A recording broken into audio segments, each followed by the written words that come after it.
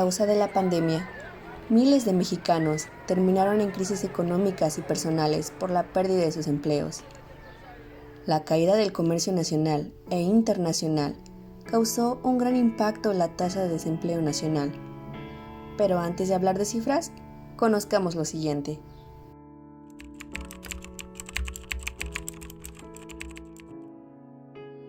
La tasa de desempleo, también conocida como tasa de paro, mide el nivel de desocupación en relación con la población activa. En otras palabras, es la parte de la población que, estando en edad, condiciones y disposición de trabajar, población activa, no tiene puesto de trabajo. Dicha tasa de desempleo se mide dividiendo el número de desempleados entre la población activa, multiplicado por 100. En México son numerosas y diversas las causas que ocasionan el desempleo, y en estos tiempos de pandemia, esta situación lamentablemente ha empeorado.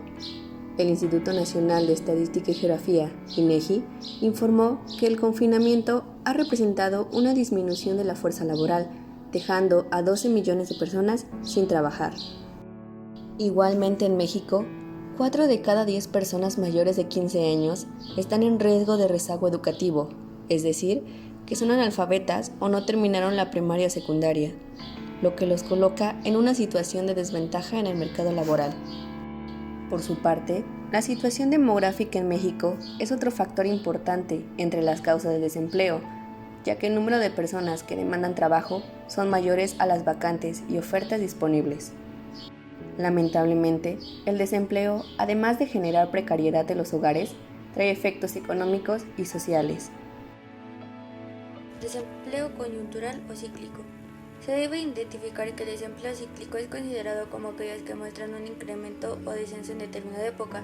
Está causado por la actividad económica de un país, es decir, que el país se encuentra en un constante dinamismo y de tal forma se crea una inestabilidad. Por ello cabe destacarse que el desempleo cíclico depende del ciclo económico por el que atraviesa un país. Desempleo estacional. Es el que explica por qué ciertas actividades se realizan principalmente en determinados meses del año, mientras que en otros la actividad decae. Por ejemplo, vacaciones, verano, cosecha, entre otros. El resto del año, este tipo de actividades se reduce en una cuantía considerable. Desempleo estructural. Es aquel que se explica por cambios en la estructura económica de una o varias industrias. Se genera porque los demandantes de empleos, empresas u otros organismos no logran encontrar el perfil de trabajo que buscan. Desempleo friccional. Es el desempleo voluntario que dura el tiempo que un trabajador deja un empleo y encuentra otro. El desempleo friccional se da cuando el desempleado decidió dejar su puesto de trabajo de forma voluntaria, ya sea para descansar, estudiar o para encontrar otro puesto de trabajo. Tasa de desempleo en México retrocede a 3.89% en marzo, su nivel más bajo de 2021. Según datos del Instituto Nacional de Estadística y Geografía, INEGI, la tasa de desocupación se situó en 3.89% en el tercer mes del año. El resultado se da después de que en febrero se ubicara en 4.37% y en enero en 4.73%. La tasa de desocupación para los hombres fue de 3.98% y para las mujeres de 3.74%. Durante marzo, la población ocupada en jornadas de 35 a 48 horas semanales aumentó en 465.960 personas. Por el contrario, se observó un descenso en los ocupados ausentes temporales con vínculo laboral de 447.411 personas. La población ocupada en el sector de la agricultura, ganadería, silvicultura, caza y pesca fueron los de mayor incremento al aumentar 758.734 personas, seguido de restaurantes y servicios de alojamiento con 263.135. En total sumaron 515.731 personas de la población económicamente activa, la PEA, que subió a unos 56 millones. La población no económicamente activa, la disponible para trabajar, fue de 8 millones, lo que representa un 19% de la PNEA.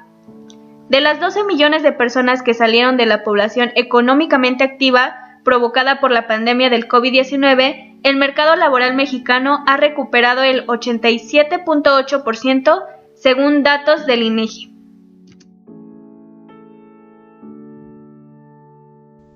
Entre los 5 estados donde más despuntó el desempleo, agravado por la pandemia de COVID-19, siguen Guanajuato, Aguascalientes, Tlaxcala y Sonora.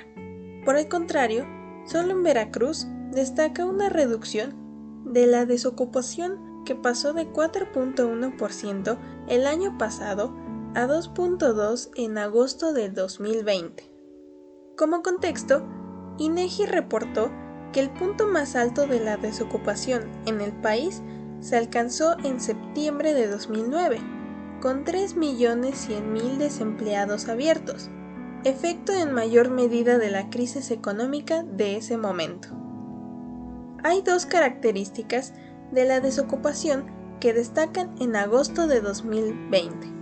La pérdida de empleos se concentra en los micronegocios y en los pequeños establecimientos. Las personas desocupadas de 25 a 44 años representaron el 49.8% de todos los desocupados, seguidas del grupo de 15 a 24 años con 26.7%. En conjunto, la tasa nacional de desocupación fue de 5.2% y la urbana de 6.9%, exhibió el organismo. INEGI exhibió que los datos durante agosto muestran con menor velocidad que en julio se muestra una recuperación del mercado laboral luego del embate del freno económico obligado por la pandemia de COVID-19. De los más 12 millones de personas que salieron de la población económicamente activa en abril, se han incorporado alrededor de 7.8 millones al cierre de agosto. Como tasa, pasó de 54.9% en julio a 55.1% en agosto. Además, se han recuperado empleos de tiempo completo.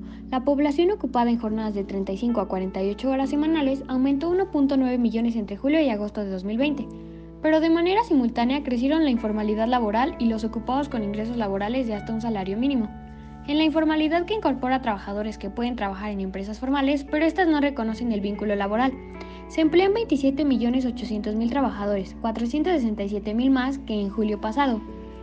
Solo el sector informal, que ya habla de negocios no formales, los ocupados pasaron de 13.6 millones en julio a 14.2 millones en agosto de 2020, exhibió el INEGI. El rubro de trabajadores que gana hasta un salario mínimo fue el que más aumentó en agosto pasado, 1.3% respecto a julio. Así, 1 de cada 5 personas percibe menos de 3.697 pesos al mes como fuerza de trabajo. INEGI agregó que la población no económicamente activa fue de 43.4 millones de personas en agosto de este año. Esto implica 280.000 personas menos que en julio. Sin embargo, aún en este grupo hay 10.7 millones de personas que tienen necesidad de trabajar y 6 de cada 10 son mujeres. Desempleo en México y sus políticas implementadas del gobierno. Número 1. Desarrollo de programas de capacitación laboral para desempleados. La coyuntura y la tendencia mundial ha llevado a una reducción en la nómina de las empresas y a fusiones entre grandes compañías que generan un apretón en los puestos de trabajo. Ello ha contribuido a aumentar las tasas de desempleo, con la consecuencia de quienes quedan sin labor usualmente no están lo suficientemente capacitados. Número 2. Programa especial de empleo para mujeres, jefes de hogar y jóvenes de bajos recursos. Como número 3. Desarrollo de programas de aprendizaje-empleo para juventudes. Número 4. Readaptación laboral y profesional para trabajadores víctimas de la reestructuración. Número 5. Programas hacia la informalidad. La propuesta está enfocada a disminuir la tendencia del empleo informal a través de la generación de asociaciones o empresas comerciales que, formalmente constituidas, brinden las garantías laborales correspondientes. Número 6. Retención escolar y erradicación del trabajo infantil. Apunta a impedir que siga el fenómeno de la desvinculación de la escuela a cambio del trabajo.